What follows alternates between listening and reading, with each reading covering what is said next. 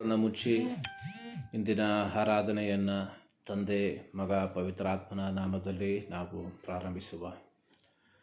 ಭೂಪರ ಲೋಕವನ್ನು ಉಂಟು ಮಾಡಿರುವ ನಮ್ಮ ಪ್ರೀತಿಯ ತಂದೆಯಾದ ದೇವರೇ, ಈ ಪರಿಶುದ್ಧ ದಿನಕ್ಕಾಗಿ ನಾವು ನಿಮಗೆ ಕೃತಜ್ಞತೆಯನ್ನು ಸಲ್ಲಿಸುತ್ತೇವೆ.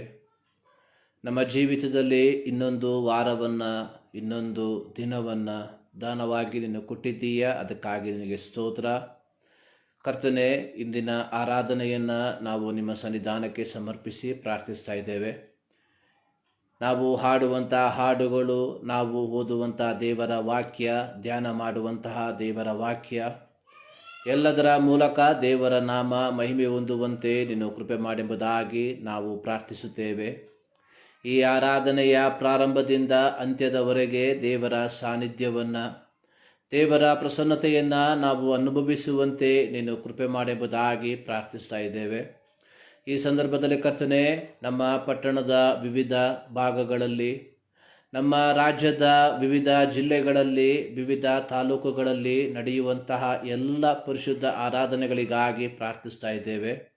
ಇಂದಿನ ಆರಾಧನೆಗಳನ್ನು ನೀನು ಆಶೀರ್ವದಿಸು ಎಂಬುದಾಗಿ ಪ್ರಾರ್ಥಿಸುತ್ತೇವೆ. ಯಾವ ಅಡ್ಡಿ ಆತಂಕಗಳು ಇಲ್ಲದೆ ಕರ್ತನೆ, ದೇವರ ಮಕ್ಕಳು ಒಂದುಗೂಡಿ ಸತ್ಯದಲ್ಲಿ, ಆತ್ಮದಲ್ಲಿ ನಿಮ್ಮನ್ನು ಆರಾಧಿಸುವಂತೆ ಕೃಪೆ ಮಾಡೆಂಬುದಾಗಿ ಪ್ರಾರ್ಥಿಸ್ತಾ ಇದ್ದೇವೆ. ಹೌದು ಕರ್ತನೆ, ಸಮಸ್ತವನ್ನು ಮತ್ತೊಂದು ಆವರ್ತಿ ನಿಮ್ಮ ಸನ್ನಿಧಾನಕ್ಕೆ ಸಮರ್ಪಿಸುವಂಥವರಾಗಿದ್ದೇವೆ. ಪ್ರಾರ್ಥನೆಗಳಿದ್ದಕ್ಕಾಗಿ ಸ್ತೋತ್ರ. ಯೇಸು ಕ್ರಿಸ್ತನ ಬುದ್ಧ ನಾಮದಲ್ಲಿ ಬೇಡುತ್ತೇವೆ ನಮ್ಮ ಪ್ರೀತಿಯ ತಂದೆಯೇ, ಆಮೇನ್. ಈ ಬೆಳಗಿನ ಜಾವದಲ್ಲಿ ಮತ್ತೊಂದಾವರ್ತಿ ದೇವರ ಸನ್ನಿಧಾನದಲ್ಲಿ ದೇವರನ್ನು ಆರಾಧಿಸುವುದಕ್ಕೆ ನಾವು ಸೇರಿ ಬಂದಿರುವಾಗ, ನಮ್ಮ ವಿಮೋಚಕನು, ನಮ್ಮ ರಕ್ಷಕನೂ ಆದಂತಹ ದೇವರನ್ನು ನಮ್ಮ ಹೃದಯದ ಅಂತರಾಳದಿಂದ ನಾವು ಆತನನ್ನು ಆರಾಧಿಸಿ ಆತನನ್ನು ಮಹಿಮೆಪಡಿಸುವ. ದೇವರ ವಾಕ್ಯದಲ್ಲಿ ನಾವು ನೋಡುತ್ತೇವೆ, ನಾವು ಉಳಿದಿರುವಂಥದ್ದು ಯೆಹೋವನ ಕರುಣೆಯೇ. ಪ್ರತಿದಿನ ಅನೇಕ ಅನಿಷ್ಟ ಸಂಭವಗಳು ನಮ್ಮ ಸುತ್ತಮುತ್ತಲೂ ನಡೆಯುತ್ತಿರುವಾಗ, ಅವುಗಳ ಮಧ್ಯದಿಂದ ಸರ್ವಶಕ್ತನಾದ ದೇವರು ತನ್ನ ಮಹಾಕೃಪೆಯಿಂದ, ತನ್ನ ಮಹಾಕರುಣೆಯಿಂದ ಆತನು ನಮ್ಮನ್ನು ಪ್ರೀತಿಸಿ ಆತನು ನಮ್ಮನ್ನು ಪರಿಪಾಲಿಸುವಂತಹ ಪರಿಪಾಲನಾ ಮಾರ್ಗಗಳಿಗೆ ನಾವು ದೇವರಿಗೆ ಕೃತಜ್ಞತೆಯನ್ನು ಸಲ್ಲಿಸುವಂಥವರಾಗಿರಬೇಕು. ದೇವರ ವಾಕ್ಯದಲ್ಲಿ ನಾವು ನೋಡುವಂಥದ್ದು 105ನೇ ಕೀರ್ತನೆಯ 1ನೇ ವಾಕ್ಯದಲ್ಲಿ ಬರೆದಿರುವಂಥದ್ದು, ಯೆಹೋವನಿಗೆ ಕೃತಜ್ಞತಾ ಸ್ತುತಿ ಮಾಡಿರಿ ಎಂಬುದಾಗಿ. ಕೃತಜ್ಞತೆ ಅಂದರೆ ದೇವರು ಮಾಡಿರುವ ಉಪಕಾರವನ್ನು ಸ್ಮರಿಸುವಂಥದ್ದು. ಈ ಬೆಳಗಿನ ಜಾವದಲ್ಲಿ ದೇವರ ಸನ್ನಿಧಾನಕ್ಕೆ ನಾವು ಸೇರಿ ಬಂದಿರುವಂಥದ್ದು, ದೇವರು ನಮ್ಮ ಜೀವಿತದಲ್ಲಿ ಮಾಡಿರುವಂತಹ ಉಪಕಾರಗಳನ್ನು ಸ್ಮರಿಸಿ ದೇವರನ್ನು ಸ್ತುತಿಸುವುದಕ್ಕಾಗಿ, ದೇವರನ್ನು ಆರಾಧಿಸುವುದಕ್ಕೋಸ್ಕರವಾಗಿ. 117ನೇ ಕೀರ್ತನೆಯ 1ನೇ ವಾಕ್ಯದಲ್ಲಿ ಈ ರೀತಿ ಬರೆದಿರುವಂಥದ್ದನ್ನು ನೋಡುತ್ತೇವೆ. ಸರ್ವ ಜನಾಂಗಗಳೇ ಯೆಹೋವನನ್ನು ಕೀರ್ತಿಸಿರಿ, ಸಮಸ್ತ ಪ್ರಜೆಗಳೇ ಆತನನ್ನು ಕೊಂಡಾಡಿರಿ.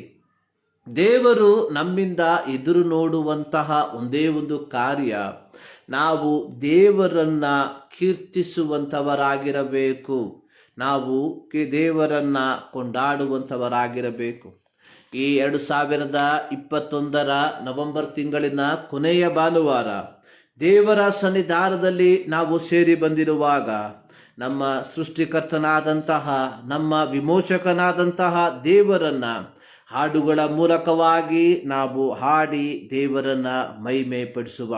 ಪ್ರಾರಂಭದಲ್ಲಿ ಯೇಸು ಕ್ರಿಸ್ತನು ರಕ್ಷಕನು, ಧರೆಗಿಳಿದು ಬಂದಾತನು, ಸತ್ಯ ದೇವರು, ನಿತ್ಯ ಜೀವವು, ಎಂದೆಂದಿಗೂ ಇರುವಾತನು ಎಂಬ ಕನ್ನಡ ಹಾಡನ್ನು ಹಾಡಿ ದೇವರನ್ನು ಮಹಿಮೆ ಪಡಿಸುವ. ಯೇಸು ಕ್ರಿಸ್ತನು ರಕ್ಷಕನು, ತರಗಿಳಿದು ಬಂದಾತನು. ಯೇಸು ಕ್ರಿಸ್ತನು ರಕ್ಷಕನು, ಧರಗಿಳಿದು ಬಂದಾತನು. ಸತ್ಯ ದೇವರು, ನಿತ್ಯ ಜೀವವು, ಎಂದೆಂದಿಗೂ ಇರುವಾತನು. ಕ್ರಿಸ್ತನು ರಕ್ಷಕನು ದರಗಿಳಿದು ಬಂದಾತನು. ಯೇಸು ಕ್ರಿಸ್ತನು ರಕ್ಷಕನು ದರಗಿಳಿದು ಬಂದಾತನು. ಮಾನವರೆಲ್ಲ ಪಾಪಿಗಳಾಗಿ ನರಕ ಪಾತ್ರರಾಗಿ ಜೀವ ಮಾರ್ಗವನ್ನು ಕಾಣದೆ ಹೋಗಿ ಅಲೆಯುತ್ತಿದ್ದಾಗಲೇ ನಮ್ಮ ಕನಿಕರಿಸಿ ಪ್ರೀತಿಸಿ ನಮ್ಮ ಕನಿಕರಿಸಿ ಪ್ರೀತಿಸಿ ಮಹಿಮೆಯನ್ನು ತ್ಯಜಿಸಿ ಬಂದನು. ಯೇಸು ಕ್ರಿಸ್ತನು ರಕ್ಷಕನು ದರಗಿಳಿದು ಬಂದಾತನು. ಯೇಸು ಕ್ರಿಸ್ತನು ರಕ್ಷಕನು ದರಗಿಳಿದು ಬಂದಾತನು. ಕಾಲ್ವಾರಿಯಲ್ಲಿ ಶಿಲುಬೆಯ ಮೇಲೆ ಪ್ರಾಣವ ನೀಡಿದನು. ಲೋಕದ ಪಾಪಕ್ಕೆ ಪರಿಶುದ್ಧ ಯೇಸು ತಾನೇ ಬಲಿಯಾದನು. ನಿತ್ಯ ರಕ್ಷಣೆಯ ಸಿದ್ಧ ಮಾಡಿದನು. ನಿತ್ಯ ರಕ್ಷಣೆಯ ಸಿದ್ಧ ಮಾಡಿದನು. ಮರಣವನ್ನು ಜಯಿಸಿ ಬಂದನು. ಯೇಸು ಕ್ರಿಸ್ತನು ರಕ್ಷಕನು ದರಗಿಳಿದು ಬಂದಾತನು. ಯೇಸು ಕ್ರಿಸ್ತನು ರಕ್ಷಕನು ದರಗಿಳಿದು ಬಂದಾತನು. ಓ ಪಾಪಿ ಮಾನವ ಯೇಸುವೆ ನಿನಗೆ ರಕ್ಷಣೆ ನೀಡುವನು. ಮರಣದ ಪಾಶದಿ ಬಿಡಿಸಿ ನಿನ್ನನ್ನು ಮುಕ್ತಿಯ ನೀಡುವನು. ನನ್ನ ರಕ್ಷಿಸು ಯೇಸು ಪಾಪದಿಂದ. ನನ್ನ ರಕ್ಷಿಸು ಯೇಸು ಪಾಪದಿಂದ ಎಂದಾತನ ಬೇಡಿಕೋ ಹಿಂದೆ. ಯೇಸು ಕ್ರಿಸ್ತನು ರಕ್ಷಕನು ದರಗಿಳಿದು ಬಂದಾತನು. ಯೇಸು ಕ್ರಿಸ್ತನು ರಕ್ಷಕನು ದರಗಿಳಿದು ಬಂದಾತನು. ಸತ್ಯ ದೇವರು ನಿತ್ಯ ಜೀವವು ಎಂದೆಂದಿಗೂ ಇರುವಾತನು. ಯೇಸು ಕ್ರಿಸ್ತನು ರಕ್ಷಕನು ದರಗಿಳಿದು ಬಂದಾತನು. ಯೇಸು ಕ್ರಿಸ್ತನು ರಕ್ಷಕನು ದರಗಿಳಿದು ಬಂದಾತನು. ಹಲ್ಲೆಲೂಯಾ. ಯೇಸು ಕ್ರಿಸ್ತನು ರಕ್ಷಕನು ದರಗಿಳಿದು ಬಂದಾತನು. ಯೋಹಾನನ ಸುವಾರ್ತೆ 3ನೇ ಅಧ್ಯಾಯ ಅದರ 16 ಮತ್ತು 17ನೇ ವಾಕ್ಯವನ್ನು ನಾವು ಗಮನಿಸುವಾಗ, ದೇವರು ಲೋಕದ ಮೇಲೆ ಎಷ್ಟೋ ಪ್ರೀತಿಯನ್ನಿಟ್ಟು ತನ್ನ ಒಬ್ಬನೇ ಮಗನನ್ನು ಕಳುಹಿಸಿಕೊಟ್ಟನು. ಆತನನ್ನು ನಂಬುವ ಒಬ್ಬರಾದರೂ ನಾಶವಾಗದೆ ಎಲ್ಲರೂ ನಿತ್ಯ ಜೀವವನ್ನು ಪಡೆಯಬೇಕೆಂದು ಆತನನ್ನು ಕೊಟ್ಟನು. ದೇವರು ತನ್ನ ಮಗನ ಮುಖಾಂತರ ಲೋಕಕ್ಕೆ ರಕ್ಷಣೆಯಾಗಬೇಕೆಂದು ಆತನನ್ನು ಕಳುಹಿಸಿಕೊಟ್ಟನೆ ಹೊರತು ತೀರ್ಪು ಮಾಡುವುದಕ್ಕಾಗಿ ಕಳುಹಿಸಿಕೊಡಲಿಲ್ಲ. ಯೇಸು ಸ್ವಾಮಿ ಈ ಲೋಕಕ್ಕೆ ಬಂದಂತಹ ಉದ್ದೇಶ ಲೋಕಕ್ಕೆ ರಕ್ಷಣೆಯನ್ನ ಉಂಟು ಮಾಡುವುದಕ್ಕೋಸ್ಕರವಾಗಿ ಅಥವಾ ಲೋಕಕ್ಕೆ ರಕ್ಷಣೆಯನ್ನ ಕೊಡುವುದಕ್ಕೋಸ್ಕರವಾಗಿ. ಗಬ್ರಿಯೇಲ್ ದೇವದೂತನು ಯೋಸೇಫನಿಗೆ ಹೇಳುವಂಥದ್ದು, ಇಮ್ಯಾನುವೇಲ್, ಗಾಡ್ ಈಸ್ ವಿತ್ ಅಸ್, ದೇವರು ನಮ್ಮ ಸಂಗಡ ಇದ್ದಾನೆ ಎಂಬುದಾಗಿ. ಪ್ರಿಯರೇ, ಇಂದು ಕ್ರೈಸ್ತ ಲೋಕ ಅನೇಕ ಸಭೆಗಳು ಅಡ್ವೆಂಟ್ ಕ್ರಿಸ್ಮಸ್ ಎಂಬ ಹೆಸರಿನಲ್ಲಿ ಈ ಭಾನುವಾರದಿಂದ ಆಚರಿಸುವಂಥದ್ದನ್ನು ನಾವು ನೋಡುತ್ತೇವೆ. ಅಡ್ವೆಂಟ್ ಇದು ಒಂದು ಲ್ಯಾಟಿನ್ ಪದವಾಗಿದೆ, ಅಡ್ವೆಂಟೋಸ್ ಎಂಬುದಾಗಿ. ಅದರ ಅರ್ಥ ಕಮ್ಮಿಂಗ್, ಬರುವಂಥದ್ದು. ಇವತ್ತು ಇಡೀ ಪ್ರಪಂಚ ಕ್ರಿಸ್ಮಸ್ ಹಬ್ಬವನ್ನು, ಯೇಸು ಕ್ರಿಸ್ತನ ಜನನದ ದಿನವನ್ನು ಆಚರಿಸುವುದಕ್ಕೋಸ್ಕರವಾಗಿ ತುದಿಗಾಲಿನಲ್ಲಿ ನಿಂತಿರುವಂಥದ್ದನ್ನು ನಾವು ನೋಡ್ತಾ ಇದ್ದೇವೆ. ಈ ಭಾನುವಾರದಿಂದ ಅದಕ್ಕೆ ಬೇಕಾದಂತಹ ಸಿದ್ಧತೆಗಳನ್ನು ಸಭೆಗಳಲ್ಲಿ, ಕುಟುಂಬಗಳಲ್ಲಿ, ದೇಶಗಳಲ್ಲಿ ತಯಾರಿ ಮಾಡುವಂಥದ್ದನ್ನು ನಾವು ನೋಡುವಂಥವರಾಗಿದ್ದೇವೆ.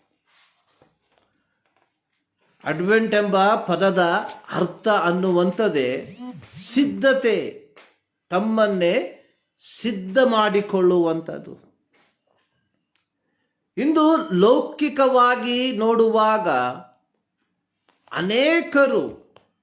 ಅನೇಕ ಸಭೆಗಳು, ಅನೇಕ ದೇಶಗಳು ಕ್ರಿಸ್ಮಸ್ ಆಚರಣೆಯನ್ನು ಆಚರಿಸುವುದಕ್ಕೋಸ್ಕರವಾಗಿ ಲೌಕಿಕವಾಗಿ ಅನೇಕ ಸಿದ್ಧತೆಗಳನ್ನು ಮಾಡಿಕೊಳ್ಳುವಂಥದ್ದನ್ನು ನಾವು ನೋಡುವಂಥವರಾಗಿದ್ದೇವೆ. ಈ ಒಂದು ಸಂದರ್ಭದಲ್ಲಿ ಈ ಒಂದು ಸಂದರ್ಭದಲ್ಲಿ ಅನೇಕರು ತಮ್ಮ ರಜಾ ದಿನಗಳನ್ನು ವಿವಿಧ ದೇಶಗಳಲ್ಲಿ, ವಿವಿಧ ಸ್ಥಳಗಳಲ್ಲಿ ಕಳೆಯುವುದಕ್ಕೋಸ್ಕರವಾಗಿ ತಮ್ಮನ್ನೇ ಸಿದ್ಧಪಡಿಸಿಕೊಳ್ಳುವಂಥದ್ದನ್ನು ನಾವು ನೋಡುವಂಥವರಾಗಿದ್ದೇವೆ. ಇನ್ನೂ ಅನೇಕ ಕ್ಲಬ್ಗಳಲ್ಲಿ, ಅನೇಕ ಪಾರ್ಟಿ ಹಾಲುಗಳಲ್ಲಿ ಈ ಕ್ರಿಸ್ಮಸ್ಸನ್ನು ಆಚರಿಸುವುದಕ್ಕೋಸ್ಕರವಾಗಿ ಸಿದ್ಧತೆಯನ್ನು ಮಾಡಿಕೊಂಡಿರುವಂಥದ್ದನ್ನು ನಾವು ನೋಡುವಂಥವರಾಗಿದ್ದೇವೆ. ಅನೇಕ ಸಭೆಗಳು ಕ್ರಿಸ್ಮಸ್ ಆಚರಣೆಯನ್ನು ಬಹಳ ವಿಜೃಂಭಣೆಯಿಂದ ಆಚರಿಸುವುದಕ್ಕೋಸ್ಕರವಾಗಿ ಅದಕ್ಕೆ ಬೇಕಾಗಿರುವಂತಹ ಕಾರ್ಯಗಳಲ್ಲಿ ತಲ್ಲೀನರಾಗಿರುವಂಥದ್ದನ್ನು ನಾವು ನೋಡುವಂಥವರಾಗಿದ್ದೇವೆ. ಆದರೆ ಯಥಾರ್ಥವಾದಂತಹ ಸಿದ್ಧತೆ ಅದು ಏನಾಗಿದೆ ಎಂಬುವಂಥದ್ದನ್ನು ನಾವು ಗ್ರಹಿಸಿಕೊಳ್ಳಬೇಕಾಗಿರುವಂಥದ್ದು ಅತ್ಯಂತ ಪ್ರಾಮುಖ್ಯವಾಗಿರುವಂಥದ್ದಾಗಿದೆ. ಇಂದು ಲೋಕದ ಆಸೆಗಳಿಗೆ, ಲೋಕದ ಆಕಾಂಕ್ಷೆಗಳಿಗೆ ಒಳಪಟ್ಟು ಕ್ರಿಸ್ಮಸ್ ಅನ್ನುವಂಥದ್ದು ತನ್ನ ಆಧ್ಯಾತ್ಮಿಕವಾದಂತಹ ಮೌಲ್ಯವನ್ನು ಕಳೆದುಕೊಂಡಿರುವಂಥದ್ದನ್ನು ನಾವು ನೋಡುವಂಥವರಾಗಿದ್ದೇವೆ. ಇಂದು ಕ್ರಿಸ್ಮಸ್ ಅನ್ನುವಂಥದ್ದು ಕೇವಲ ಆಚರಣೆಗೆ ಮಾತ್ರ ಸೀಮಿತವಾಗಿರುವಂತಹ ಕಾಲಘಟ್ಟಗಳಲ್ಲಿ ನಾವು ಪ್ರತಿಯೊಬ್ಬರೂ ಸೇರಿ ಬಂದಿದ್ದೇವೆ. ಇಂದು ಕ್ರಿಸ್ಮಸ್ ಅನ್ನುವಂಥದ್ದು how much that we can spend ಅನ್ನುವಂತಹ ಒಂದು ಮನೋಭಾವಕ್ಕೆ ಸೇರಿ ಬಂದಿರುವಂಥದ್ದನ್ನು ನಾವು ನೋಡ್ತೇವೆ. ಆದರೆ ಯಾತಕ್ಕೋಸ್ಕರವಾಗಿ ಯೇಸು ಕ್ರಿಸ್ತನು ದೇವಕುಮಾರನು ತನ್ನ ಮಹಿಮೆಯ ಪದವಿಯನ್ನ ಬಿಟ್ಟು ಈ ಲೋಕಕ್ಕೆ ಆತನು ಜನಿಸಿ ಬಂದನು ಎಂಬುವಂತಹ ಮೂಲವಾದ ಉದ್ದೇಶವನ್ನ ಇಂದಿನ ಆಚರಣೆಯಲ್ಲಿ ನಾವು ಕಳೆದುಕೊಂಡಿರುವಂಥದ್ದನ್ನು ನಾವು ನೋಡುವಂಥವರಾಗಿದ್ದೇವೆ. ಯೋಹಾನನ ಸುವಾರ್ತೆ 3ನೇ ಅಧ್ಯಾಯ 17ನೇ ವಾಕ್ಯದಲ್ಲಿ ಯೇಸು ಕ್ರಿಸ್ತನು ಯಾತಕ್ಕೋಸ್ಕರವಾಗಿ ಈ ಲೋಕಕ್ಕೆ ಜನಿಸಿ ಬಂದನು ಎಂಬುವಂಥದ್ದನ್ನ ತಂದೆಯಾದ ದೇವರು ತಾನೇ ಈ ಲೋಕಕ್ಕೆ ತಿಳಿಸಿಕೊಡುವಂಥದ್ದನ್ನು ನಾವು ನೋಡುವಂಥವರಾಗಿದ್ದೇವೆ.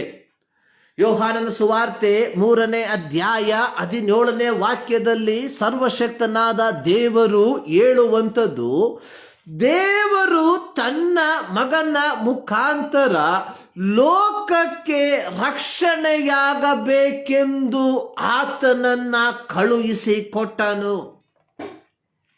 ಕ್ರಿಸ್ಮಸ್ ಅಥವಾ ಕ್ರಿಸ್ತನ ಜನನದ ಅತ್ಯಂತ ಪ್ರಾಮುಖ್ಯವಾಗಿರುವಂತಹ ಅಲ್ಲ, ಒಂದೇ ಒಂದು ಉದ್ದೇಶ, ಆತನ ಮೂಲಕ, ಯೇಸು ಕ್ರಿಸ್ತನ ಮೂಲಕ ಈ ಲೋಕಕ್ಕೆ ರಕ್ಷಣೆಯನ್ನ ಕೊಡಬೇಕು ಎಂಬುದಾಗಿ ಮಾತ್ರವಾಗಿತ್ತು.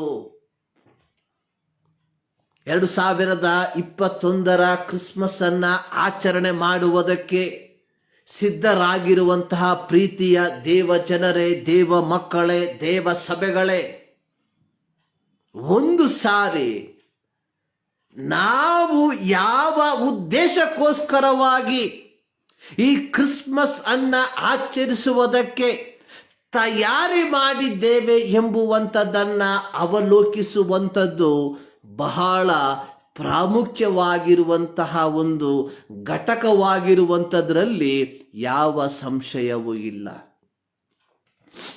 We are celebrating without knowing the reason. ನಾವು ಆಚರಿಸುತ್ತಿದ್ದೇವೆ, ಆದರೆ ಅದರ ಯಥಾರ್ಥವಾದ ಮೌಲ್ಯ ಏನೆಂಬುದಾಗಿ ನಾವು ಗ್ರಹಿಸದವರಾಗಿದ್ದೇವೆ. ಯೋಹಾನ 3:16ರಲ್ಲಿ God so loved the world and he gave his only begotten son. ದೇವರು ಲೋಕದ ಮೇಲೆ ಎಷ್ಟೋ ಪ್ರೀತಿಯನ್ನಿಟ್ಟು ತನ್ನ ಒಬ್ಬನೇ ಮಗನನ್ನ ಕಳುಹಿಸಿಕೊಟ್ಟನು. ಯಾತಕ್ಕೋಸ್ಕರವಾಗಿ? ಲೋಕವನ್ನ ನ್ಯಾಯ ವಿಧಿಸುವುದಕ್ಕೋಸ್ಕರವಾಗಿ ಅಲ್ಲ. ಕ್ರಿಸ್ತನ ಜಯಂತಿಯ ಅಥವಾ ಕ್ರಿಸ್ತನ ಜನನದ ಮೂಲ ಉದ್ದೇಶ ಲೋಕವನ್ನ ನ್ಯಾಯ ವಿಧಿಸುವುದಕ್ಕೋಸ್ಕರವಾಗಿ ಅಲ್ಲ, ಬದಲಾಗಿ ತನ್ನ ಏಕಮಾತ್ರ ಕುಮಾರನ ಮೂಲಕವಾಗಿ ಲೋಕಕ್ಕೆ ರಕ್ಷಣೆಯನ್ನ ಕೊಡುವುದಕ್ಕೋಸ್ಕರವಾಗಿ. ಲೋಕ ಎಂಬುದಾಗಿ ಉದ್ದೇಶಿಸಿರುವಂಥದ್ದು ಪ್ರಪಂಚದ ಕುರಿತಾಗಿ ಅಲ್ಲ, ಲೋಕ ಎಂಬುದಾಗಿ ಉದ್ದೇಶಿಸಿರುವಂಥದ್ದು ನಿನ್ನನ್ನ ನನ್ನನ್ನ ಕುರಿತಾಗಿ. ಅಂದರೆ ನೀನು ನಾನು ರಕ್ಷಣೆಯನ್ನ ಹೊಂದಿಕೊಳ್ಳುವುದಕ್ಕೋಸ್ಕರವಾಗಿ. ರಕ್ಷಣೆ ಅಂದ್ರೆ ಏನು? ಯಾರಿಗೆ ರಕ್ಷಣೆ? ಯಾರಿಗೆ ಸಂರಕ್ಷಣೆ? ಯಾವ ವ್ಯಕ್ತಿ ಅಪಾಯದಲ್ಲಿ ಇದ್ದಾನೋ ಅವನಿಗೆ ಬೇಕು ಸಂರಕ್ಷಣೆ, ಅವನಿಗೆ ಬೇಕು ರಕ್ಷಣೆ. ಇಲ್ಲಿ ಯೇಸು ಸರ್ವಶಕ್ತನಾದ ದೇವರು ಹೇಳುವಂಥದ್ದು, ದೇವರು ಲೋಕಕ್ಕೆ ರಕ್ಷಣೆ ಅಂದರೆ ಮನುಷ್ಯರಿಗೆ ರಕ್ಷಣೆ. ಯಾವುದರಿಂದ ರಕ್ಷಣೆ? ಪಾಪದಿಂದ ರಕ್ಷಣೆ.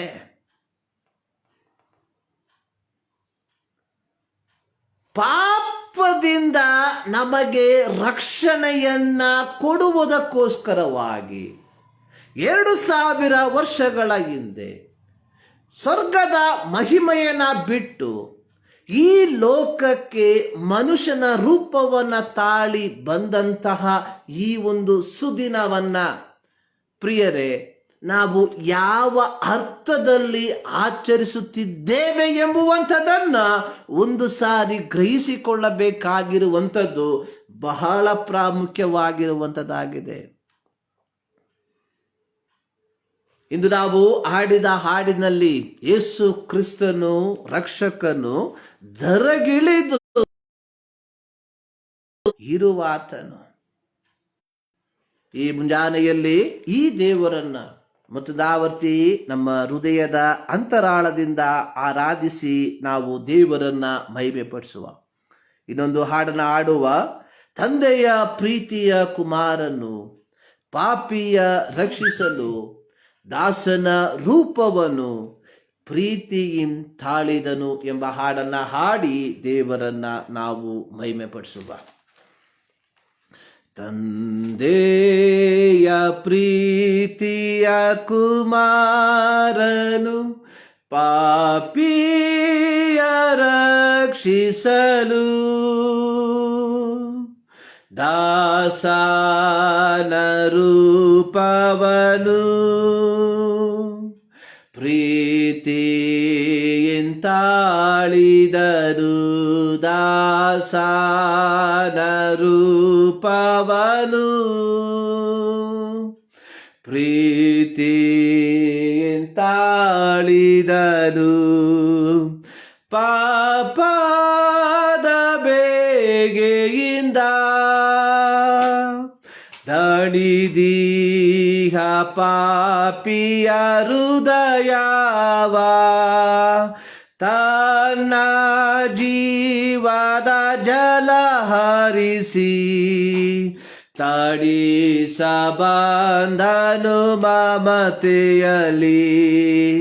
ತನ್ನ ಜೀವದ ಜಲ ಹರಿಸಿ ತಣಿಸಬಂದನು ಮಮತೆಯಲ್ಲಿ. ತಂದೆಯ ಪ್ರೀತಿಯ ಕುಮಾರನು ಪಾಪಿಯ ರಕ್ಷಿಸಲು ದಾಸನ ರೂಪವನು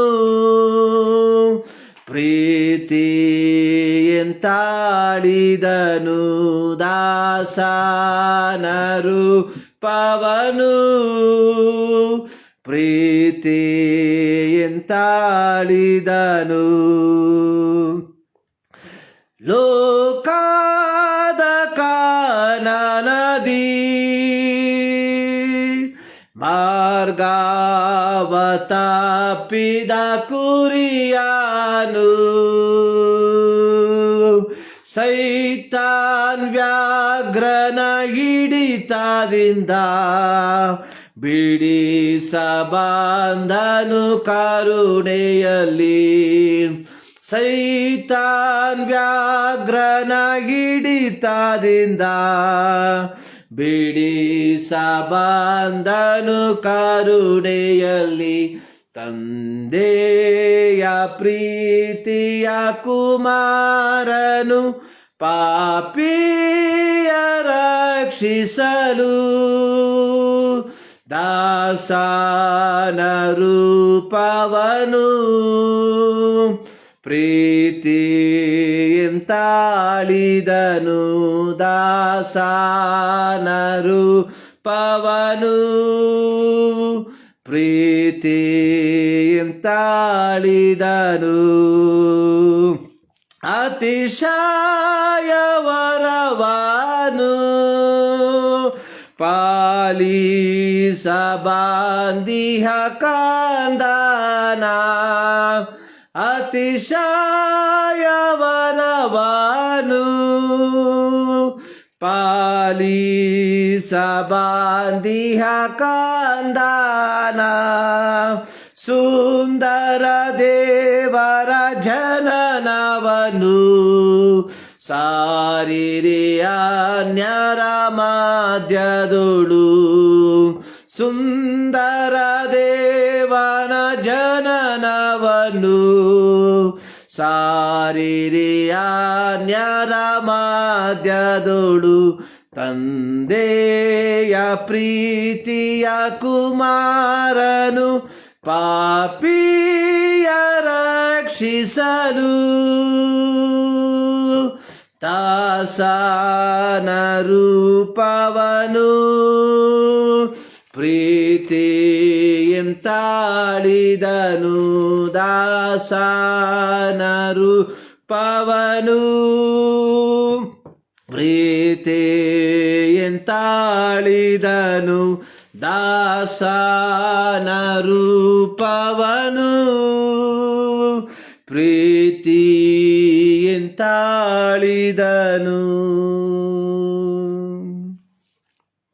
ಅಪೊಸ್ತಲನಾದ ಪೌಲನು ಫಿಲಿಪ್ಪಿಯರಿಗೆ ಬರೆದ ಪತ್ರಿಕೆ 2ನೇ ಅಧ್ಯಾಯ ಅದರ 5ರಿಂದ 11 ವಾಕ್ಯಗಳಲ್ಲಿ ಈ ರೀತಿ ಬರೆದಿರುವಂಥದ್ದನ್ನು ನಾವು ನೋಡುತ್ತೇವೆ. ಕ್ರಿಸ್ತ ಯೇಸುವಿನಲ್ಲಿದ್ದಂಥ ಮನಸ್ಸು ನಿಮ್ಮಲ್ಲಿಯೂ ಇರಲಿ. ಆತನು ದೇವ ಸ್ವರೂಪನಾಗಿದ್ದರೂ ದೇವರಿಗೆ ಸರಿಸಮಾನನಾಗಿರುವುದೆಂಬ ಅಮೂಲ್ಯ ಪದವಿಯನ್ನು ಬಿಡಲೊಲ್ಲೆನು ಎಂದೆಣಿಸದೆ ತನ್ನನ್ನು ಬರಿದು ಮಾಡಿಕೊಂಡು ದಾಸನ ರೂಪವನ್ನು ಧರಿಸಿಕೊಂಡು ಮನುಷ್ಯರಿಗೆ ಸದೃಶನಾದನು. ಹೀಗೆ ಆತನು ಆಕಾರದಲ್ಲಿ ಮನುಷ್ಯನಾಗಿ ಕಾಣಿಸಿಕೊಂಡು ತನ್ನನ್ನು ತಗ್ಗಿಸಿಕೊಂಡು ಮರಣವನ್ನು, ಅಂದರೆ ಶಿಲುಬೆಯ ಮರಣವನ್ನಾದರೂ ಹೊಂದುವುದಷ್ಟು ವಿಧೇಯನಾದನು. ದೇವರು ಲೋಕವನ್ನ ಪ್ರೀತಿ ಮಾಡಿದರ ಫಲವಾಗಿ ಅರ್ಥ, ದೇವರು ತಾನು ಸೃಷ್ಟಿ ಮಾಡಿದಂತಹ ಜನರನ್ನ ಪ್ರೀತಿ ಮಾಡಿದ್ದರ ಫಲವಾಗಿ ದೇವರಿಂದ ತಪ್ಪಿ ಹೋದ ಮನುಷ್ಯರನ್ನ ದೇವರೆಡೆಗೆ ಸೇರಿಸುವುದಕ್ಕೋಸ್ಕರವಾಗಿ ದಾಸನ ರೂಪವನ್ನ ಆತನು ಪ್ರೀತಿಯಿಂದ ತಾಳಿದನು. ಕ್ರಿಸ್ಮಸ್ ನಮಗೆ ಹೇಳುವಂತಹ ಒಂದೇ ಒಂದು ಸಂದೇಶ,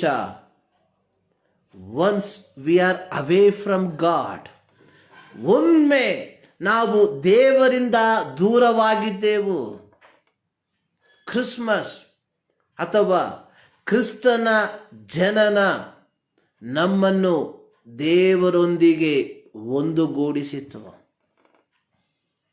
ಕಾಲಕಾಲಗಳಲ್ಲಿ ಈ ಕ್ರಿಸ್ತನ ಪ್ರೀತಿಯನ್ನ ಅರಿತುಕೊಂಡಿರುವ ದೇವರ ಮಕ್ಕಳಾದ ನಾವು ಈ 2021ರಲ್ಲಿ ಕ್ರಿಸ್ತನ ಜಯಂತಿಯನ್ನ, ಕ್ರಿಸ್ಮಸ್ ಹಬ್ಬವನ್ನ ಅಥವಾ ಕ್ರಿಸ್ಮಸ್ ದಿನವನ್ನ ಆಚರಿಸುವುದಕ್ಕೆ ನಾವು ತುದಿಗಾಲಿನಲ್ಲಿ ನಿಂತಿರುವಾಗ ಆ ಕ್ರಿಸ್ತನ ಪ್ರೀತಿಯಲ್ಲಿ, ಆ ಕ್ರಿಸ್ತನ ಅನ್ಯೋನ್ಯತೆಯಲ್ಲಿ ಒಂದಾಗಿದ್ದೇವ ಎಂಬುದಾಗಿ ಒಂದು ಸಾರಿ ಅವಲೋಕಿಸುವಂಥದ್ದು ಬಹಳ ಪ್ರಾಮುಖ್ಯ. ವೈಯಕ್ತಿಕವಾಗಿ ನಾವು ಕ್ರಿಸ್ತನೊಂದಿಗೆ ಒಂದಾಗದೆ ಹೋಗಿದ್ದಲ್ಲಿ ಅಥವಾ ಆ ಒಂದು ಆತ್ಮಿಕವಾದ ಸಂಬಂಧದಲ್ಲಿ ನಾವು ಇಲ್ಲದೆ ಕ್ರಿಸ್ಮಸ್ ಹಬ್ಬವನ್ನ, ಕ್ರಿಸ್ಮಸ್ ದಿನವನ್ನ ಆಚರಿಸುವುದರಿಂದ ಯಾವ ಪ್ರಯೋಜನವೂ ಇರುವುದಿಲ್ಲ ಎಂಬುವಂಥದ್ದನ್ನ ನಾವು ಅರ್ಥೈಸಿಕೊಳ್ಳಬೇಕಾಗಿರುವಂಥದ್ದು ಬಹಳ ಪ್ರಾಮುಖ್ಯ.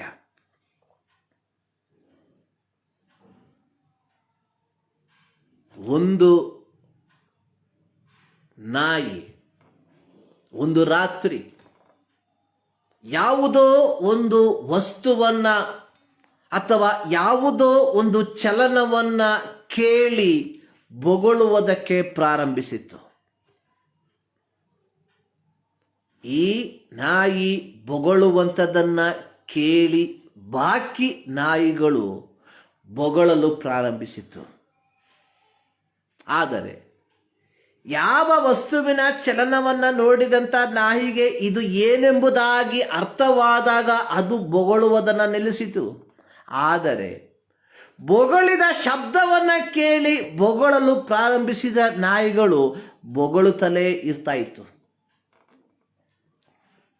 ಯಥಾರ್ಥವಾಗಿ ಕ್ರಿಸ್ತನ ಆ ಅನ್ಯೋನ್ಯತೆ ಏನೆಂಬುದಾಗಿ ಗ್ರಹಿಸದೆ ನಾವು ಈ ದಿನವನ್ನ, ಈ ಹಬ್ಬವನ್ನ ಆಚರಿಸುವಂಥದ್ದು ಶಬ್ದವನ್ನ ಕೇಳಿ ಬೊಗಳಿದಂಥ ರೀತಿಯಲ್ಲಿ ಆಗುವಂಥದ್ರಲ್ಲಿ ಯಾವ ಸಂಶಯವೂ ಇಲ್ಲ. ನಾವು ಯಥಾರ್ಥವಾಗಿ ಕ್ರಿಸ್ಮಸ್ ಅನ್ನ ಆಚರಿಸಬೇಕಾದರೆ ಅಥವಾ ನಮ್ಮ ಜೀವಿತದಲ್ಲಿ ಯಥಾರ್ಥವಾದಂತಹ ಆ ಒಂದು ಕ್ರಿಸ್ತನ ಸಂತೋಷವನ್ನು ನಾವು ಅನುಭವಿಸಬೇಕಾದರೆ ನಮ್ಮಲ್ಲಿ ಕ್ರಿಸ್ತನು ಪ್ರಾರಂಭದಲ್ಲಿ ಜನಿಸಿರುವಂಥದ್ದಾಗಿರಬೇಕು. ಈ ಮುಂಜಾನೆಯಲ್ಲಿ ಈ ಒಂದು ಕ್ರಿಸ್ಮಸ್ ದಿನವನ್ನ ಆಚರಿಸುವುದಕ್ಕೆ ನಾವು ಸಿದ್ಧತೆಗಳನ್ನು ಮಾಡಿಕೊಳ್ಳುತ್ತಿರುವಾಗ let us examine our life. ನನ್ನಲ್ಲಿ ಕ್ರಿಸ್ತನ ಆ ಬೆಳಕು, ಅಥವಾ ಪೌಲನು ಹೇಳುವ ರೀತಿಯಲ್ಲಿ ನೀವು ದೇವರ ಆಲಯವಾಗಿದ್ದೀರಿ, ದೇವರ ಆತ್ಮನು ನಿಮ್ಮಲ್ಲಿ ವಾಸ ಮಾಡ್ತಾ ಇದ್ದಾನೆ ಎಂಬುದಾಗಿ, ನಾನು ಕ್ರಿಸ್ತನಿಗೆ ಒಂದು ಆಲಯವಾಗಿದ್ದೇನಾ? ನಾವು ನಮ್ಮ ಕಟ್ಟಡ, ಸಭೆ ಎಂಬ ಕಟ್ಟಡಗಳಲ್ಲಿ ಹೋಗಿ ಕ್ರಿಸ್ಮಸ್ ಅನ್ನ ಆಚರಿಸುವುದಕ್ಕಿಂತ ಮುಂಚಿತವಾಗಿ ನಮ್ಮ ದೇಹವೆಂಬ ಆಲಯದಲ್ಲಿ ಪವಿತ್ರಾತ್ಮನು ವಾಸ ಮಾಡುವಂತಹ ನಮ್ಮ ದೇಹದಲ್ಲಿ ಪ್ರಾರಂಭದಲ್ಲಿ ಕ್ರಿಸ್ಮಸ್ ಅನ್ನ ಆಚರಿಸುವಂತವರಾಗಿರಬೇಕು. ಸರ್ವಶಕ್ತನಾದ ದೇವರು ಈ ಒಂದು ಅಡ್ವೆಂಟ್ ಸಂದರ್ಭಗಳಲ್ಲಿ ಪ್ರತಿಯೊಬ್ಬರಿಗೂ ಬೇಕಾಗಿರುವಂತಹ ದೈವಿಕವಾದ ಜ್ಞಾನವನ್ನು ದಯಪಾಲಿಸಲಿ ಎಂಬುದಾಗಿ ನಾವು ಪ್ರಾರ್ಥಿಸುವಂಥವರಾಗಿದ್ದೇವೆ, ಹಾರೈಸುವಂಥವರಾಗಿದ್ದೇವೆ. ಸೊ ಈ ದಿನದ ದೇವರ ವಾಕ್ಯ ಧ್ಯಾನಕ್ಕಾಗಿ ಆರಿಸಿಕೊಂಡಿರುವಂತಹ ದೇವರ ವಾಕ್ಯ ಶ್ರೀಯುತ ಮತ್ತಾಯನು ಬರೆದ ಸುವಾರ್ತೆ 1ನೇ ಅಧ್ಯಾಯ ಅದರ 21ರಿಂದ 25 ವಾಕ್ಯಗಳು. ಮತ್ತಾಯನು ಬರೆದ ಸುವಾರ್ತೆ 1ನೇ ಅಧ್ಯಾಯ ಅದರ 21ರಿಂದ 25 ವಾಕ್ಯಗಳು. ಆಕೆಯು ಒಬ್ಬ ಮಗನನ್ನು ಹಡೆಯುವಳು, ನೀನು ಆತನಿಗೆ ಯೇಸು ಎಂದು ಹೆಸರಿಡಬೇಕು, ಯಾಕೆಂದರೆ ಆತನೇ ತನ್ನ ಜನರನ್ನು ಅವರ ಪಾಪಗಳಿಂದ ಬಿಡಿಸಿ ಕಾಯುವನು ಅಂದನು. ಕರ್ತನು ಪ್ರವಾದಿಯ ಮುಖಾಂತರ ಹೇಳಿದ ಮಾತು ನೆರವೇರುವಂತೆ ಇದೆಲ್ಲ ಆಯಿತು. ಆ ಮಾತು ಏನೆಂದರೆ, ಇಗೋ, ಒಬ್ಬ ಕನ್ನಿಕೆಯು ಗರ್ಭಿಣಿಯಾಗಿ ಮಗನನ್ನ ಹಡೆಯುವಳು, ಆತನಿಗೆ ಇಮ್ಯಾನುವೇಲ್ ಎಂದು ಹೆಸರಿಡುವರು ಎಂಬುದು. ದೇವರು ನಮ್ಮ ಕೂಡ ಇದ್ದಾನೆಂದು ಈ ಹೆಸರಿನ ಅರ್ಥ. ಆಗ ಯೋಸೇಫನು ನಿದ್ದೆ ತಿಳಿದೆದ್ದು ಕರ್ತನ ದೂತನು ಅಪ್ಪಣೆ ಕೊಟ್ಟ ಹಾಗೆ ತನ್ನ ಹೆಂಡತಿಯನ್ನು ಸೇರಿಸಿಕೊಂಡನು. ಆದರೆ ಆಕೆಯು ಗಂಡು ಮಗನನ್ನ ಹಡೆಯುವ ತನಕ ಆಕೆಯನ್ನು ಅರಿಯಲಿಲ್ಲ. ಮಗುವಿಗೆ ಯೇಸು ಎಂದು ಹೆಸರಿಟ್ಟನು. ಇದು ಸರ್ವಶಕ್ತನಾದ ದೇವರು ಯೋಸೇಫನಿಗೆ ಕನಸಿನಲ್ಲಿ ಕಾಣಿಸಿ ಹೇಳಿದ ಮಾತುಗಳನ್ನು ನಾವು ಓದಿ ಕೇಳಿದ್ದೇವೆ. ಮತ್ತಾಯನ ಸುವಾರ್ತೆ 1ನೇ ಅಧ್ಯಾಯ 18ನೇ ವಾಕ್ಯದಿಂದ ಯೇಸು ಕ್ರಿಸ್ತನ ಜನನದ ಕುರಿತಾಗಿ ಮತ್ತಾಯನು ಬರೆದಿರುವಂಥದ್ದು ಈ ರೀತಿಯಾಗಿ. ಯೇಸು ಕ್ರಿಸ್ತನ ಜನನವು ಹೇಗಾಯಿತೆಂದರೆ, ಆತನ ತಾಯಿಯಾದ ಮರಿಯಳು ಯೋಸೇಫನಿಗೆ ನಿಶ್ಚಯ ಮಾಡಿರಲಾಗಿ ಅವರು ಕೂಡುವುದಕ್ಕಿಂತ ಮುಂಚೆಯೇ ಆಕೆಯು ಪವಿತ್ರಾತ್ಮನಿಂದ ಬಸುರಾದಳು. ಇದು ಯೋಸೇಫನಿಗೆ ತಿಳಿದು ಬಂದಾಗ ಯೋಸೇಫನು ಸಜ್ಜನನಾಗಿದ್ದನು, ಅಥವಾ ಯೋಸೇಫನು ಒಬ್ಬ ಒಳ್ಳೆಯ ವ್ಯಕ್ತಿಯಾಗಿದ್ದರಿಂದ ಯೋಸೇಫನು ಮರಿಯಳನ್ನ ಬಿಟ್ಟು ಬಿಡುವುದಕ್ಕೆ ತೀರ್ಮಾನಿಸಿದ. ಈ ರೀತಿ ಯೋಸೇಫನು ತನ್ನ ಮನಸ್ಸಿನಲ್ಲಿ ತೀರ್ಮಾನಿಸಿದಂತಹ ಸಂದರ್ಭದಲ್ಲಿ ಸರ್ವಶಕ್ತನಾದ ದೇವರು ತನ್ನ ದೂತನನ್ನ ಅವನಿಗೆ ಕಳುಹಿಸಿ, ಅವನ ಬಳಿಗೆ ಕಳುಹಿಸಿ ಅವನಿಗೆ ಹೇಳುವಂಥದ್ದು, ಎಲೈ ಯೋಸೇಫನೇ, ದಾವೀದನ ವಂಶದವನೇ, ನಿನ್ನ ಹೆಂಡತಿಯಾದ ಮರಿಯಳನ್ನ ಸೇರಿಸಿಕೊಳ್ಳುವುದಕ್ಕೆ ಅಂಜಬೇಡ. ಆಕೆಯು ಒಬ್ಬ ಮಗನನ್ನ ಹಡೆಯುವಳು. ನೀನು ಆತನಿಗೆ ಯೇಸು ಎಂದು ಹೆಸರಿಡಬೇಕು.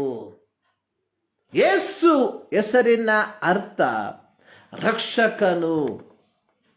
ಅಲ್ಲಿ ಹೇಳುವಂಥದ್ದು, ಆತನೇ ತನ್ನ ಜನರನ್ನು ಅವರ ಪಾಪಗಳಿಂದ ಬಿಡಿಸಿ ಕಾಯುವನು.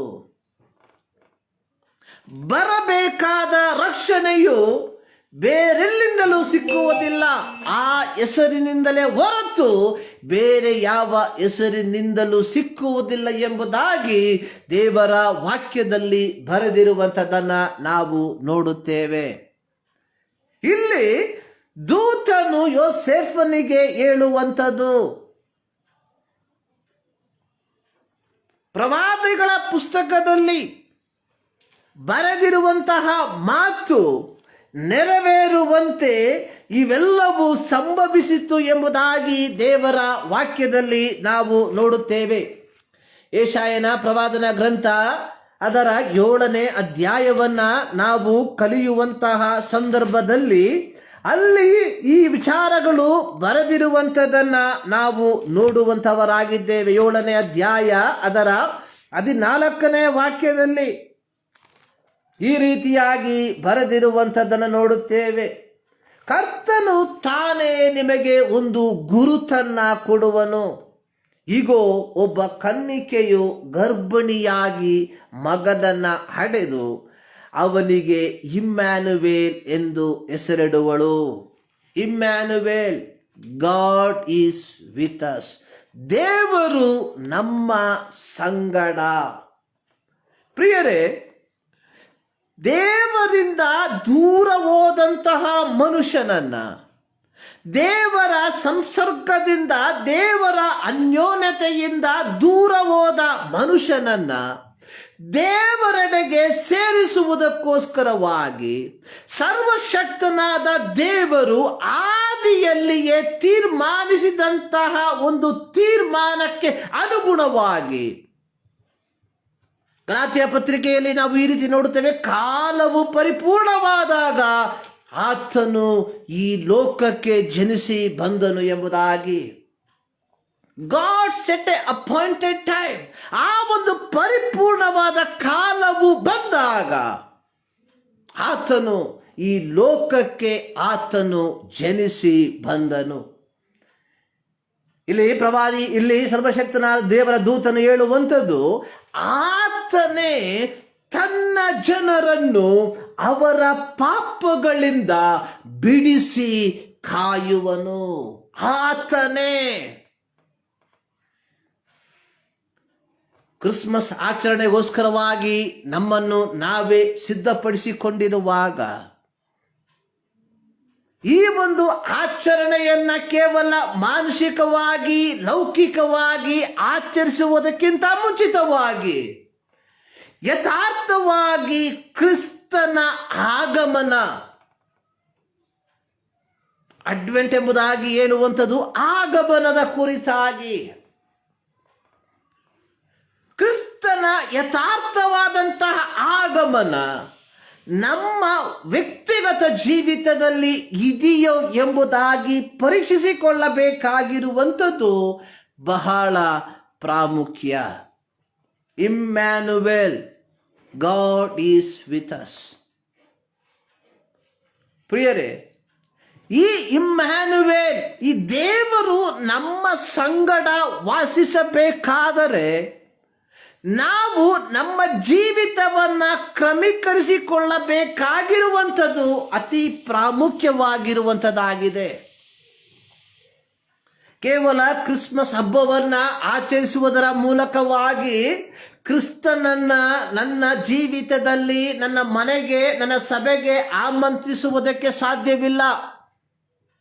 ಕ್ರಿಸ್ತನು ನನ್ನಲ್ಲಿ ವಾಸಿಸಬೇಕಾದರೆ, ಕ್ರಿಸ್ತನ ಪ್ರೀತಿ ಪವಿತ್ರಾತ್ಮನು ನನ್ನಲ್ಲಿ ವಾಸಿಸಬೇಕಾದರೆ, ನನ್ನ ಹೃದಯ ಅದಕ್ಕೆ ಸಿದ್ಧವಾಗಿರುವಂಥದ್ದಾಗಿರಬೇಕು. ದೇವರು ಉದ್ದೇಶಿಸಿರುವಂತಹ ಮಾನದಂಡಗಳು ನನ್ನಲ್ಲಿ ಇರುವಂಥದ್ದಾಗಿರಬೇಕು.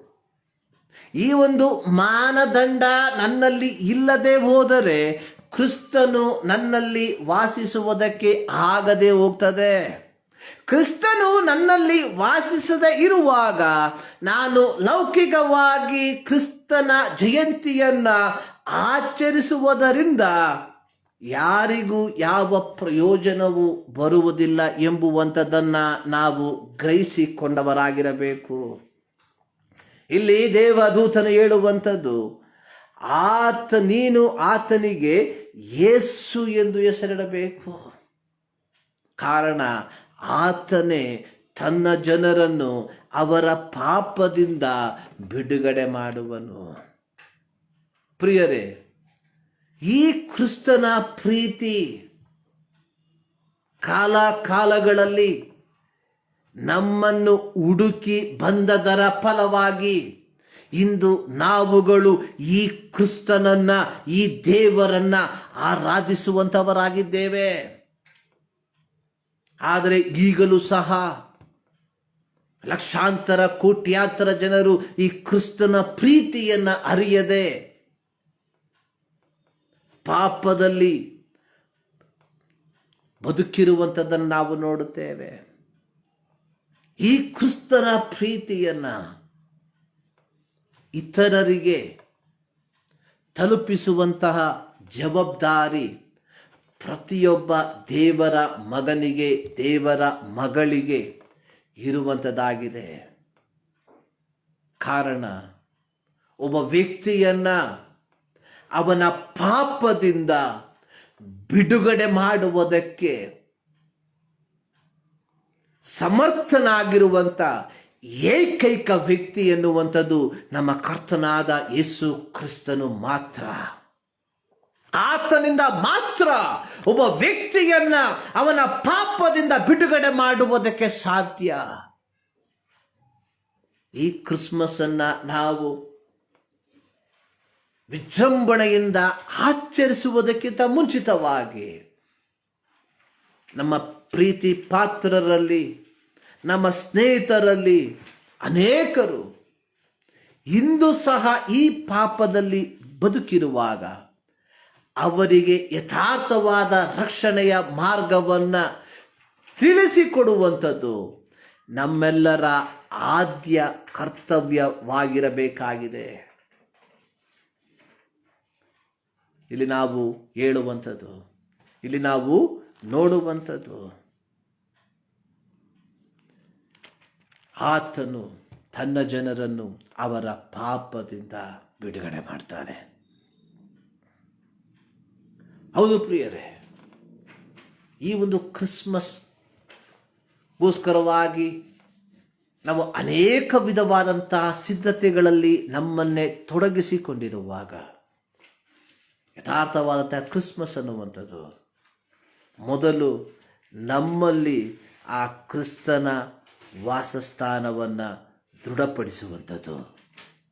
ಎರಡನೇದಾಗಿ ನಮ್ಮ ಪ್ರೀತಿ ಪಾತ್ರರಲ್ಲಿ ಆತನ ವಾಸಸ್ಥಾನವನ್ನು ದೃಢಪಡಿಸುವಂಥದ್ದಾಗಿರಬೇಕು. ಇದೇ ದೇವರು ನಮ್ಮಿಂದ ಎದುರು ನೋಡುತ್ತಿರುವಂತಹ ಒಂದು ಕ್ರಿಸ್ಮಸ್ ಹಬ್ಬ ಅನ್ನುವಂಥದ್ದು. ಈ ಮುಂಜಾನೆಯಲ್ಲಿ ಸರ್ವಶಕ್ತನಾದ ದೇವರು ನಿಮ್ಮನ್ನು ಈ ವಾಕ್ಯಗಳ ಮೂಲಕವಾಗಿ ಆಶೀರ್ವದಿಸಲಿ ಎಂಬುದಾಗಿ ನಾನು ಪ್ರಾರ್ಥಿಸುವಂಥವನಾಗಿದ್ದೇನೆ. ನಮ್ಮ ಕಣ್ಣುಗಳನ್ನು ಮುಚ್ಚಿ ನಾವು ಪ್ರಾರ್ಥನೆ ಮಾಡೋಣ. ಭೂಪರಲೋಕವನ್ನು ಉಂಟು ಮಾಡಿರುವಂಥ ನಮ್ಮ ಪ್ರೀತಿಯ ತಂದೆಯಾದ ದೇವರೇ, ಮತದಾವರ್ತಿ ನಿಮ್ಮ ಸನ್ನಿಧಾನಕ್ಕೆ ನಾವು ಸೇರಿ ಬರ್ತಾ ಇದ್ದೇವೆ. ಈ ಬೆಳಗಿನ ಜಾವದಲ್ಲಿ ಕರ್ತನೆ, ನಿಮ್ಮ ಸನ್ನಿಧಾನದಲ್ಲಿ ಕರ್ತನೆ, ದೇವರೇ, ಹಾಡುಗಳ ಮೂಲಕವಾಗಿ ನಿಮ್ಮನ್ನು ಆರಾಧಿಸುವಂತೆ, ನಿಮ್ಮನ್ನು ಸ್ತುತಿಸುವಂತೆ ಕೃಪೆ ಮಾಡಿದ್ದಕ್ಕಾಗಿ ಸ್ತೋತ್ರ. ಹೌದು ಕರ್ತನೆ, ಇಮ್ಯಾನುವೇಲ್, ದೇವರು ನಮ್ಮ ಸಂಗಡ. ಹೌದು ಕರ್ತನೆ, ನಾವು ಕೇವಲ ನಮ್ಮ ಬಾಯಿಗಳ ಮೂಲಕವಾಗಿ ಮಾತ್ರ ಹೇಳುವರಾಗಿ ಮಾರ್ಪಡದೆ, ನಮ್ಮ ಹೃದಯದಲ್ಲಿ ಯಥಾರ್ಥವಾದಂತಹ ಆ ಇಮ್ಯಾನುವೇಲನ ಸಾನ್ನಿಧ್ಯವನ್ನು ಕಾಣುವಂತೆ ಕೃಪೆ ಮಾಡುವುದಾಗಿ ನಾವು ಪ್ರಾರ್ಥಿಸುವಂಥವರಾಗಿದ್ದೇವೆ. ಹೌದು ಕರ್ತನೆ, 2021ರಲ್ಲಿ ಕರ್ತನೆ, ಈ ಒಂದು ಕ್ರಿಸ್ಮಸ್ ಹಬ್ಬವನ್ನು ಆಚರಿಸುವುದಕ್ಕೋಸ್ಕರವಾಗಿ ಅನೇಕರು ಅನೇಕ ವಿಧದಲ್ಲಿ ತಮ್ಮನ್ನೇ ಸಿದ್ಧಪಡಿಸಿಕೊಳ್ಳುತ್ತಿರುವಾಗ, ಯಥಾರ್ಥವಾಗಿ ಅವರ ವ್ಯಕ್ತಿಗತ ಜೀವಿತದಲ್ಲಿ ಕ್ರಿಸ್ತನ ಆ ಒಂದು ಜನನವನ್ನು ಅನುಭವಿಸುವಂತೆ ನಿನ್ನ ಕೃಪೆ ಮಾಡುವುದಾಗಿ ಪ್ರಾರ್ಥಿಸ್ತಾ ಇದ್ದೇವೆ. ನಮ್ಮ ಪ್ರಾರ್ಥನೆಗಳಿದ್ದಕ್ಕಾಗಿ ಸ್ತೋತ್ರ. ಎಲ್ಲ ಸ್ತುತಿ, ಘನ, ಮಾನ, ಮಹಿಮೆ ನಿಮಗೆ ಮಾತ್ರ ಸಮರ್ಪಿಸುತ್ತಾ, ಎಲ್ಲ ನಮಗಾಗಿ ಜೀವ ಕೊಟ್ಟಂತ ಯೇಸು ಕ್ರಿಸ್ತನ ಬುದ್ಧ ನಾಮದಲ್ಲಿ ಬೇಡಿಕೊಳ್ಳುತ್ತೇವೆ ನಮ್ಮ ಪ್ರೀತಿಯ ತಂದೆ. ದೇವರು ನಿಮ್ಮೆಲ್ಲರನ್ನ ಧಾರಾಳವಾಗಿ ಆಶೀರ್ವದಿಸಲಿ. ಆಮೇಲೆ